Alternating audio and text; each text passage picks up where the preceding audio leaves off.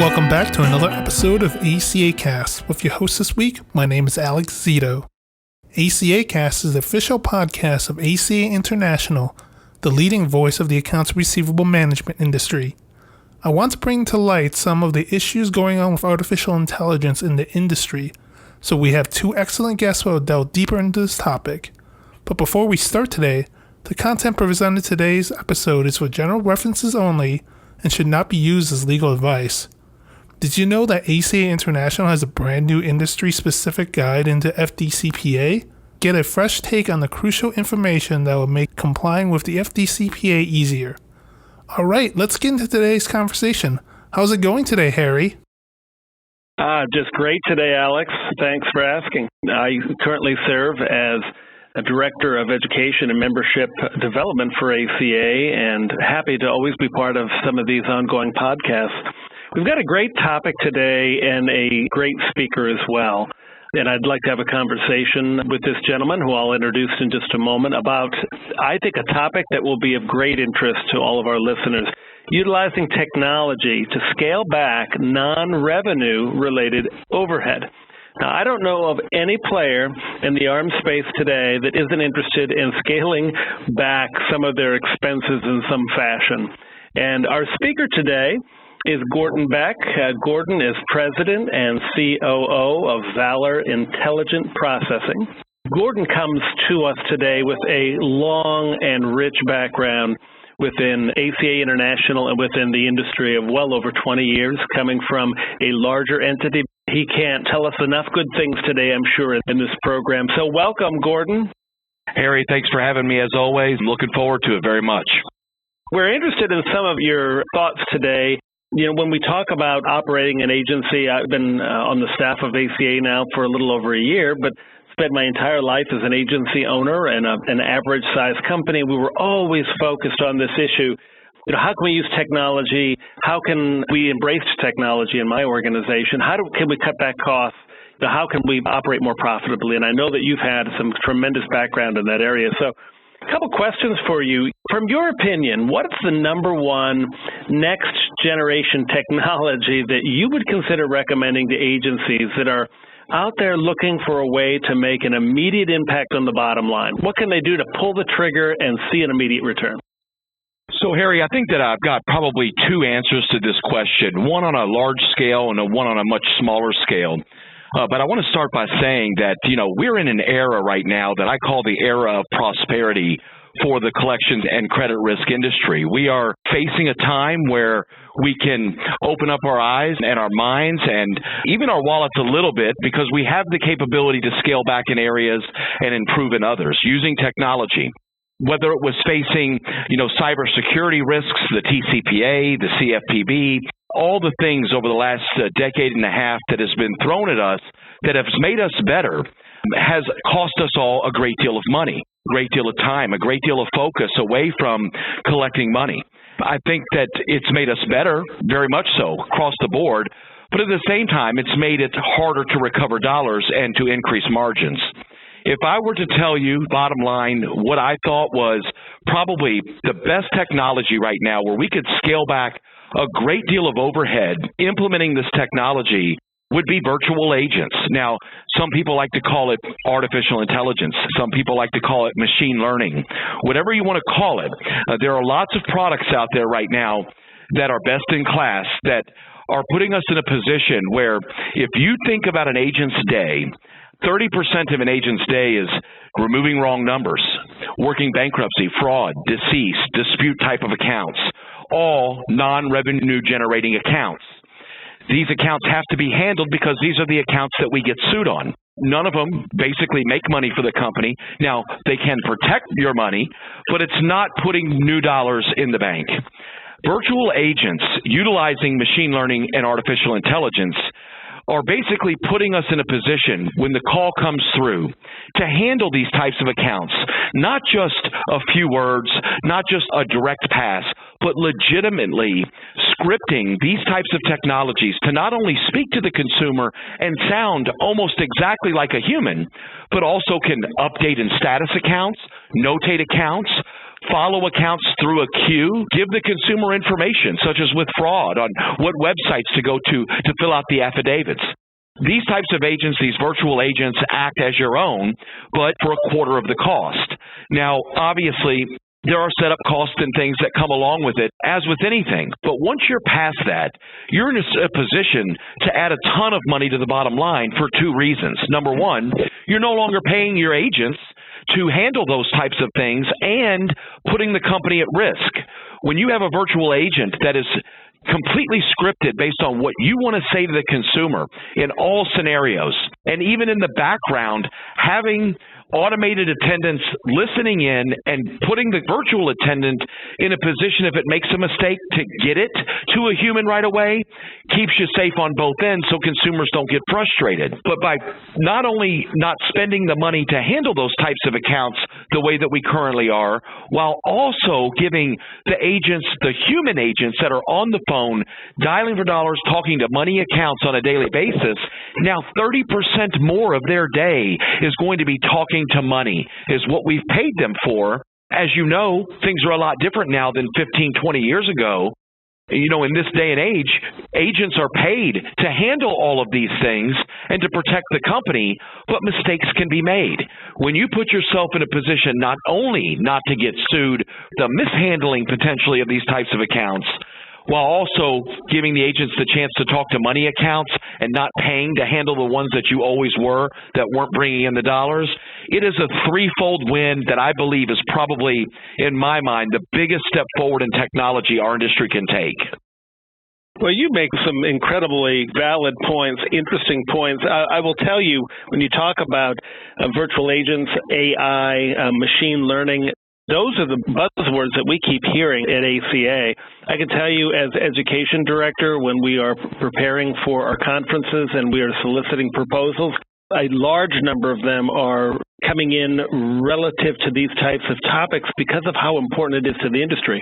I find it very interesting that you've not only embraced the concept, but you obviously have great understanding of these dynamics and what it can do for your organization. And I know we've got larger, more progressive members out there, and we've got some that are smaller organizations, but I think any way we can save, whether it be time and staff or real cost, it's a value to an agency.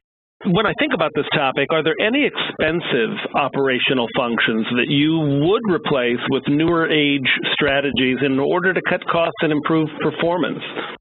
What I would do is I would encourage everyone to really look into your systems. You know, we like to hear omni-channel communications all the time. We have omni-channel communications. We developed omni-channel communications, et cetera, et cetera. That's a common word, been a lot more common recently. Very interesting. For our least sophisticated listener, define omni-channel communication. Omni-channel communications is the capability for one to speak to another party through many choices. That's probably the best definition I can give you. But the fact is that there are products out there right now that are genuinely omni-channel. An agent is sitting there at their desk, and an agent has the capability to send an email, send a text message, even send a letter. The amount of time and effort that it takes to ensure that the right customers get the right things at the right time. Not the content of such, but to actually have the capability systemically to prevent an agent from sending a text, email, or letter that is inaccurate or incorrect. And then obviously putting them in a position to get it done right then and there, real time. That also is part of my first answer. You know, having virtual agents while also encouraging omni-channel communications. And on top of everything I just said, when we talk about omni-channel, communicating is communicating whether you're speaking or you're not, i.e. text messages, i.e. letters. However, there's also chatbots. A lot of people have been talking about chatbots for a long time, but why not even a step further? Why not video chat? why not create more legitimacy for our industry by being transparent enough to allow our agents to video chat with those individuals that are technologically savvy, as many are in this day and age. Give the consumer the choice on how they want to talk to you. You're on the phone. You could easily press a button and be looking at the consumer. You could easily press a button and be chatting with them on the bot. You could easily send them a text message at their request. But it's important that all of these things that we just talked about, it saves time and money. Now, the letters, obviously, there's some people that are somewhat old school and would rather have a letter. But based on now and how many have been doing it in the past, sending letters and trying to incorporate emails with not as much effective return, we have a chance now to communicate in ways that are more modern than what the FDCPA had allowed in the past. And so, to answer your question specifically, Harry, I believe that getting into the future and giving our agents a chance to give the consumer the choice to choose the way they want to talk to us not only makes them more comfortable, allows us to reach many more people, but to do it in an effective and a very inexpensive way. Yeah, I would agree. In other words, what we're really talking about here, folks, is the ability to communicate in a whole variety of ways, a complete spectrum. Because we know today, when you talk about millennials, when you talk about all the different demographics of consumers that we need to communicate with, they like to receive that communication in a particular way. And if we can, through technology, determine their preferred way of communicating, we certainly are going to be much more successful. All of the issues you're talking about, and at the foundation of every collection entity across our industry, is the issue of compliance. We're so concerned, and rightfully so, about compliance. What tools are available to the industry from a compliance standpoint that can actually generate revenue instead of merely functioning as a way to protect the organization? Do you have any ideas on that topic? I do. For many years, we were kind of single-minded in this. When we first dealt with simple speech analytics, that was a great thing, and it still is. It's a vital piece. Let's just face it, having full-blown quality department this day and age is nothing more than a dog and pony show, and I say that respectfully to all of those agencies that do have a big presence in human quality.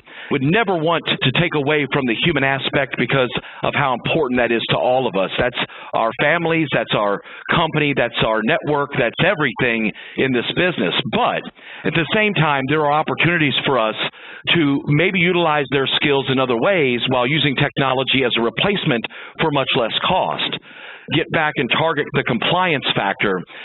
That single-minded avenue that we were talking about a minute ago, that expanded a little bit. Then there was emotional analytics, which was, hey, this is not just exactly what the consumer or the agent is saying on the phone, but now we actually have a way to listen to voice annotations and through algorithms determine the tonality of either or, which is a huge advancement, not only in compliance, but also in training. And I want to also reiterate that when we talk about compliance, compliance is specifically following the lay of the law federally or on the state level. However, compliance is also not getting complaints, not getting escalations. How do you do that? When you're so nice to a consumer and so helpful and so outgoing, and in your voice, they know genuinely that you actually care, then you're far less in an opportunity to get a complaint or an escalation than if you were incorrect and inaccurate in what you state and you say it in a monotone or disinterested way. Nowadays, and again, I'm not wanting to utilize this podcast as any type of a advertisement for specific companies, and if you want to share my contact information with the collection world, I'm completely fine offline answering specific questions about the names of these companies. But there's one in particular company right now with several others that are trying the same that has integrated not only a compliance management system, not only the data and how we're actually attempting to communicate within the boundaries of the law, both on a state and federal level, but also now incorporates the speech and emotional analytics into one ball of wax that will allow you to basically receive information through data merges on all four topics on exactly how your company is treating people, exactly what they're saying, their effectiveness in what they're saying in terms of the recovery rate or their capability to handle certain situations, while at the same time from a safety factor of documentation, organization, and audit-proof capabilities. It's amazing what companies have. I've watched the ARM industry grow in ways that are unfathomable, from the days of being on the phone at 19 years old and literally dialing off of an index card to now actually speaking about artificial and machine learning and utilizing the combination of all of these technologies into one-stop shop for a very, very great price that can give everybody the peace of mind that not only is their agency running legally, morally, and ethically, but most importantly, from an efficiency standpoint, it is our turn and our time to put money in the bank. We couldn't be in a better era for where we are now to start looking at ways that we can increase those margins without losing the personal touch and without losing the compliance that not only the federal law requires, but that our clients expect. Well, some great thoughts there, and I can't help but, I'm sitting here listening to your great comments, and I'm reflecting back in my generation, as a kid in the early 70s when my parents started our collection firm, and how we evolved that company over the years, and how we had rotary phones, and we didn't have computers, and everything was on a 4x6 ledger card. We didn't have fax machines. We didn't have any of this technology, and today we're talking about virtual agents. We're talking about machine technologies that will run our organizations. I know one thing in probably a lot of operators' minds, people that are employed in the industry. One final question. What direction do you feel the industry is going as it relates to people versus technology? For instance, will there be a day where everything is simply virtual and agentless? Will you walk into a collection organization and it's really just a bank of computers and no human beings? What are your thoughts on that? Harry, I'm going to tell you that for many, many years, I was very stubborn and I was all about the people. I always believed that it doesn't matter how nice your facility is, how great your strategy is, how amazing your technology is, that you could spend all the money in the world. But when that account gets to that agent, if that agent does not convert, then all of that was for nothing. And I can truly tell you, I never think that that will ever change. The people of this industry are what make this industry special. The will to fight through after dealing with people all day long that have had real life difficult situations. It's hard to hear these things day in and day out. Disputes, fraud, all the things that you would consider maybe negative.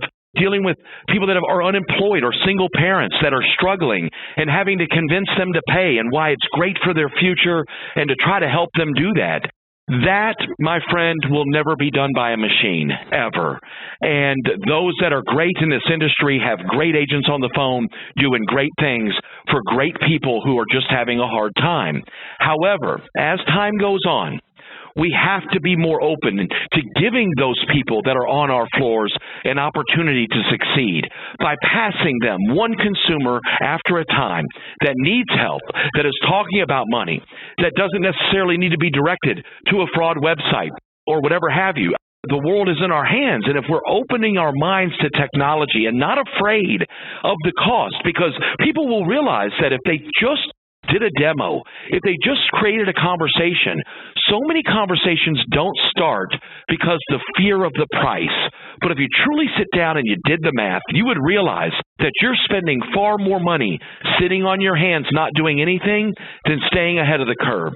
To answer the question again specifically, Harry, people will always be not only wanted, but needed in this industry. And those that get away from that, I feel, will suffer greatly. Our clients are not here for us to represent them and just call and tell people about a bill. We are here to negotiate, to encourage, to utilize empathy and passion and helpful. That is what we do. And I'm sorry, but no machine has that capability. They want us to collect from those that they can't collect from because we're the professionals at what we do. But if we can do this in a streamlined fashion, cutting the fat, using technology to funnel down the proper way, compliantly, all of the other types of things that get in our way. And then on top of that, utilizing our analytics, our compliance management systems with that technology by listening to the consumers and tying it all together, communicating in so many different avenues, there's no way that we lose, because not only do you bring the efficiency, but you're also utilizing that human element to take advantage of that. So I would say it is absolutely critical that we all know that humans and technology together are the best route for the future, but that humans will never be replaced. I tend to agree with you, and I think that the technologies we have today will help our organizations be more productive, more efficient, more effective, more compliant, more revenue generating, putting cash in the bank so that their organizations can grow. We are still a people-based industry, and those of us that work at ACA, and myself in particular working in education, we plan to continue to offer lots of educational programs that will help enhance the skills of those human beings that continue to work in our organizations. Well, my friend, Gordon Beck, joining us today to talk about a very interesting and very timely topic of how technology can be used to make our organizations even better.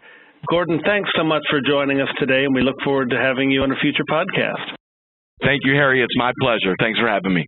Thank you, Harry and Gordon. We hope you enjoyed the discussion on artificial intelligence. Make sure to visit our website at acainternational.org if you want to go deeper into this topic. Gordon Beck is featured in the October issue of Collector magazine. Make sure you read his article. And also be sure to check out our website at acainternational.org, where you can subscribe to ACA Cast, or on iTunes or wherever you download your podcast so you'll never miss the show. While you're at it, if you found some value in the show, we appreciate a ratings on iTunes, or simply just tell a coworker or friend about the show. That would really help us out too. Thank you, and we'll see you next time on ACA Cast.